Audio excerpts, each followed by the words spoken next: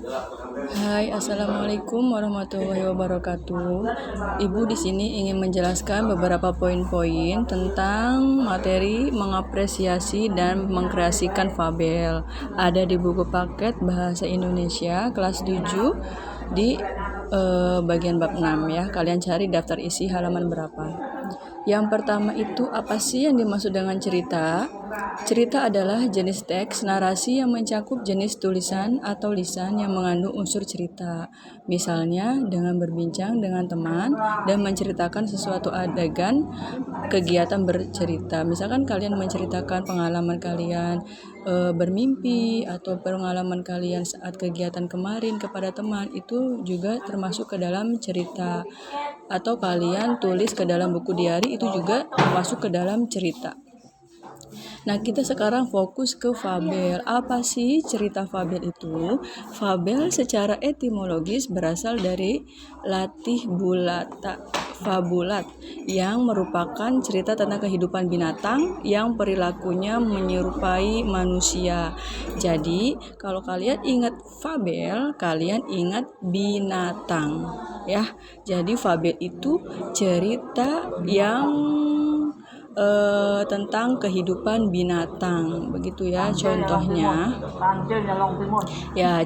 kancil nyolong timun. Kalau kalian juga kalau sering lihat TV atau baca cerita si kancil, itu termasuk ke dalam cerita fabel kayak gitu.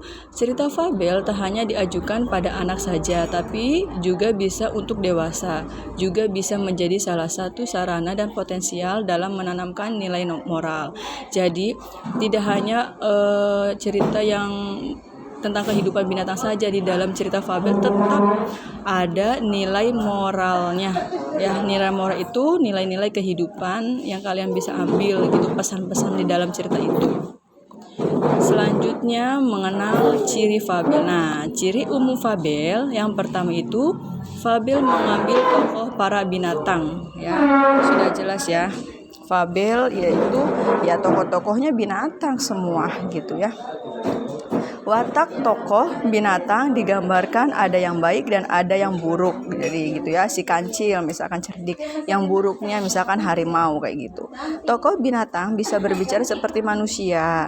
Ceritanya memiliki rangkaian peristiwa yang menunjukkan kejadian sebab akibat. Rangkaiannya diurut dari awal sampai akhir. Jadi berurutan gitu ya. Dari awalnya ceritanya bagaimana sampai endingnya seperti apa gitu. Selanjutnya cirinya fabel menggunakan latar alam. Biasanya alamnya itu alam hutan kayak gitu, karena kehidupan binatang itu kan ada di hutan. Terus ciri yang selanjutnya bahasa yang digunakannya itu naratif. Naratif itu kan cerita ya. Terus kalimat langsung yang berupa tokoh langsung ke si kancil, si harimau, si beruang, begitu langsung seperti itu ya. Terus menggunakan kata sehari-hari dalam situasi yang tak formal. Iya, bukan menggunakan bahasa yang Indonesia yang benar-benar dibakukan gitu, tapi biasa bahasanya seperti kita berbicara aja begitu ya sehari-hari gitu. Terus lanjut ke unsur fabel. Yang pertama, dalam unsur fabel ada tokoh. Tokoh itu apa sih? Tokoh itu meliputi orang. Nah, kalau di sini hewan ya yang menjadi pelaku dalam cerita. Bisa protagonis, bisa antagonis, bisa tokoh pembantu, bisa tokoh utama dan lain-lain banyak itu. Jadi tokoh itu hewan atau orang atau pemainnya gitu. Nah, unsur yang kedua itu ciri tokoh utama. Ciri tokoh utama yaitu sering dibicarakan atau sering muncul menjadi pusat cerita, misalkan si kancil. Nah, berarti tokoh utamanya itu si kancil sendiri ya. Unsur yang ketiganya itu penokohan. Apa sih penokohan itu? Penokohan itu pemberian karakter pada tokoh. Jadi karakternya si kancil itu misalkan jahil, cerdik kayak gitu. Nah, buaya itu licik, galak kayak gitu, misalkan kayak gitu ya. Nah, yang keempatnya watak tokoh, yaitu disimpulkan dari penggambaran fisik, tindakan tokoh, dialog tokoh, dan narasi terhadap penulis tokoh. Unsur-unsur berikutnya yaitu setting atau latar, yaitu tempat dan waktu kejadian dalam cerita. setting atau latar itu tempat dan waktu ya. Bisa juga ada suasananya seperti apa menegangkan, apa lucu, apa happy kayak gitu ya. Nah, tempatnya di mana? Latar tempatnya tuh. Terus waktunya tuh kejadiannya kapan begitu. Terus unsur yang berikutnya itu tema, yaitu gagasan yang mendasari cerita. Ingat, tema itu bukan judul gitu ya, tapi kesimpulan dari semuanya tema itu tentang apa. Misalkan binatangnya itu tentang kelicikan atau tentang pencurian, begitu itu tema gitu. Nah, unsur yang terakhir yaitu amanat, yaitu pesan yang disampaikan oleh penulis dan secara tidak langsung. Nah, amanat itu bisa secara langsung tersirat, bisa secara tidak langsung atau tersurat, kebalik ya, bisa secara tersurat yang secara langsung atau secara tersirat atau tidak langsung gitu. Misalkan yang secara langsung ya tersurat, si kancilnya itu ngomong, "Hai buaya, kamu tidak boleh sewenang-wenang dengan teman-temanku, mentang-mentang kamu badannya besar," gitu. Nah, itu berarti kalimat atau amanat langsung, berarti di pesan. Nah, kalau misalkan amanat tidak langsung atau tersirat itu kalian menyimpulkan sendiri, tidak disebutkan di dalam atau tidak berbicara melewat si tokoh itu gitu ya. Kalau misalkan masih belum jelas itu kalian bisa langsung komen atau di japri aja WA. Selanjutnya jenis fabel. Nah, fabel itu ada beberapa jenis. Yang pertama, ditinjau dari pemberian watak dan latarnya dan dibedakan menjadi fabel alami dan fabel adaptasi. Yang pertama itu fabel alami, menggunakan watak tokoh binatang pada kondisi alam yang nyata. Misalnya nih, ada misalnya nih, contohnya nih, kura-kura diberi watak lamban.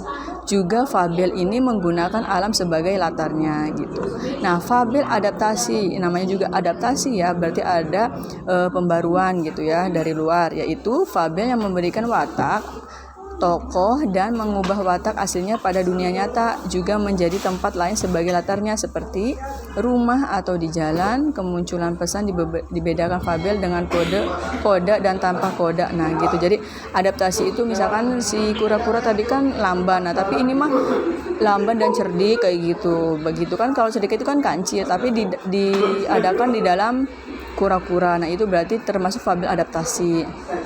Selanjutnya itu jenisnya fabel dengan koda nih, yang artinya memunculkan secara eksplisit pesan mengarang di akhir cerita. Sebaliknya, fabel tanpa koda tidak memberikan secara eksplisit pesan pengarang di akhir cerita ya. Jadi tadi amanat langsung atau amanat tidak langsung tadi itu ya. Selanjutnya yaitu menceritakan kembali isi fabel.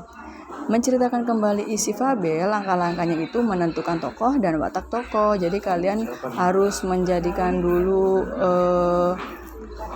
tokohnya siapa dan wataknya seperti apa. Terus yang kedua, menentukan rangkaian peristiwa. Rangkaiannya awalnya itu pengenalan atau awalnya itu sebagaimana, terus pertengahannya bagaimana dan akhirnya seperti apa.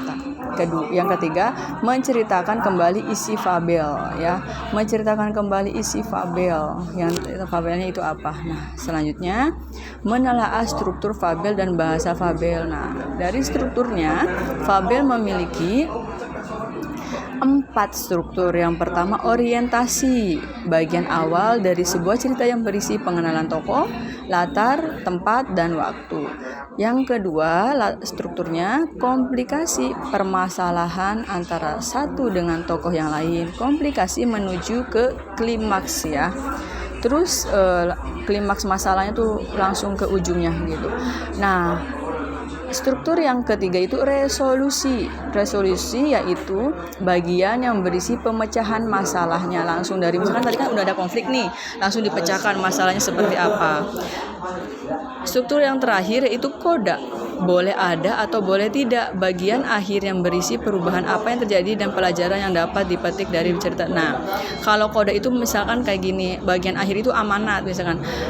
Dalam cerita kancil mencuri timun itu, janganlah kalian mencuri hak orang lain tanpa seizin orang lain. Nah, itu koda termasuknya. Itu boleh kalian ada atau boleh tidak gitu ya. Paham ya?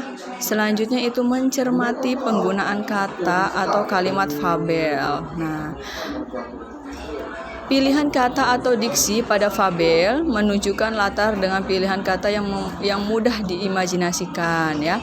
Yang kedua, menggunakan sinonim dan antonim pada fabel. Tetap ada ya, ada antonim dan ada sinonim. Sinonim itu persamaan, antonim itu perbedaan gitu.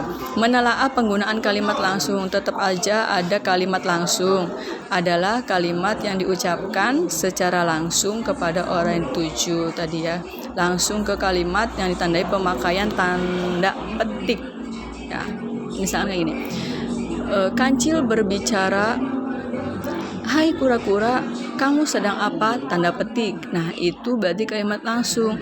Tapi kalau kalimat tidak langsung, si Kancil memberikan informasi apa yang telah dikatakan oleh kura-kura kepada buaya, tanda petik. Nah, itu berarti kalimat tidak langsung gitu ya. Nah, ciri-ciri kalimat langsung antara lain nih udah ada di sini nih. Menggunakan tanda petik, intonasinya tinggi untuk tanda tanya, datar untuk kalimat berita, dan tanda seru dilakukan dengan intonasi perintah. Kata ganti orang pertama dan orang kedua. Sayang motor. Yang B-nya pengertian dan ciri kalimat tidak langsung. Kalimat tidak langsung adalah kalimat yang melaporkan atau memberitahukan perkataan orang lain dalam bentuk kalimat berita. Contohnya kalau kalian kayak gini aja ya. Kalian menyampaikan pesan ibu nih ya, pesan dari ibu itu kepada kakak kalian kayak gitu. Nah, itu berarti kalimat tidak langsung. Tapi kalau kalian langsung berbicara kepada kakak kalian atau ibu kalian, nah itu berarti kalimat langsung. Paham ya? Lanjut, cara penulisan kalimat langsung. Nah, ya kalian bisa baca di sini.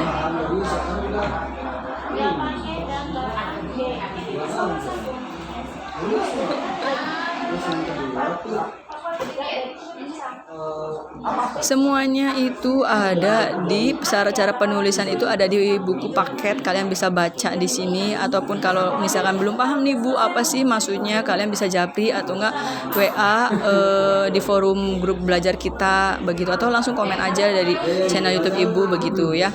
Nah, selanjutnya memerankan isi fabel. Jadi fabel juga bisa didialogin loh, bisa didramain gitu kan, walaupun isinya cerita binatang kalian bisa didramain. Yang pertama itu merancang tokoh, watak, dialog, latar sesuai isi fabel yang dibaca.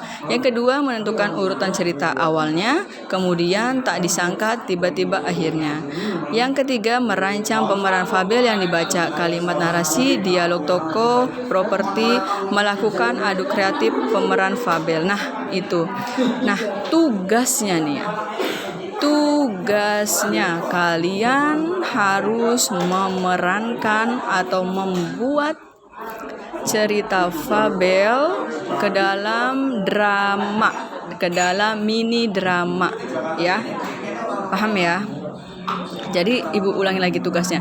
Tugasnya yaitu kalian boleh pribadi, boleh drama dia monolog, boleh juga drama kelompok gitu ya. Kalian dengan kelompok kalian memerankan fabel. Terserah mau si Kancil mencuri ketimun, mau di dalam Upin Ipin juga ada itu ya. Cerita apa sih?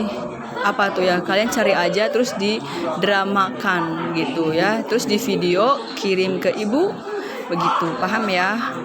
Oke, itu aja tentang materi fabel atau cerita fabel dan tugas-tugasnya.